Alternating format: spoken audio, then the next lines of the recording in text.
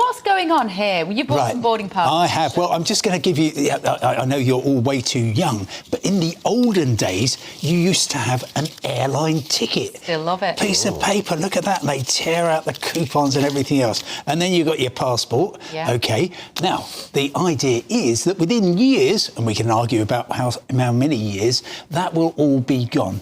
You know that already when you book a flight, you're going from Manchester to Malaga, you can book the flight in 2 seconds.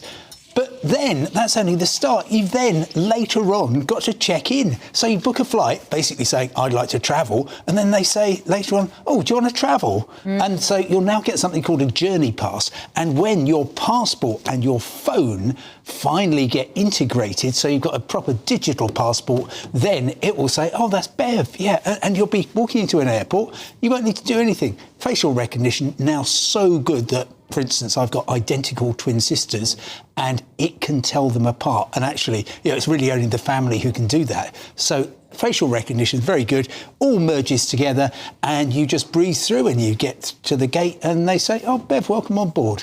And that's it. So it sounds horrific. Why? Calder. Why?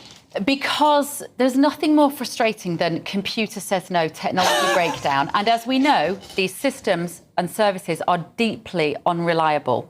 Yeah. Even on a very basic level, if you can't pay your parking because the app is not functioning or whatever it is, there's not a human being to talk to. Yep. I've travelled recently with my other half. We went to Morocco. And of course, you get to the check-in and we hadn't done the check-in online. Yeah. We deliberately didn't do it because I quite like to sometimes... Well, I like to talk to people. I know that's old-fashioned. We've noticed. I quite like having a chat with the person of course, when you're checking in. And actually, sometimes I have done the check-in. I don't like going to those machines where I have to weigh my own bag. Why am I doing someone else's job when I'm not getting paid for it? I don't want to decide where I'm going to sit. I want someone to do all of that for me. In this era, this brave new world of digitisation, I just see stress, inconvenience, and a system that, when it goes wrong, goes horribly wrong, and you can't talk to a human being. Yeah, I know, Bev.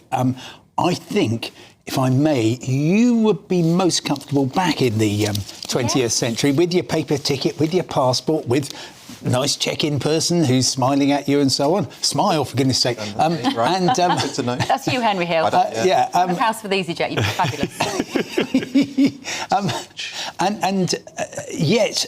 actually, things are going exactly in the opposite direction. I'll take your point. You've covered, of course, on GB News, things like the e-gates falling over all the British airports, endless airline IT failures.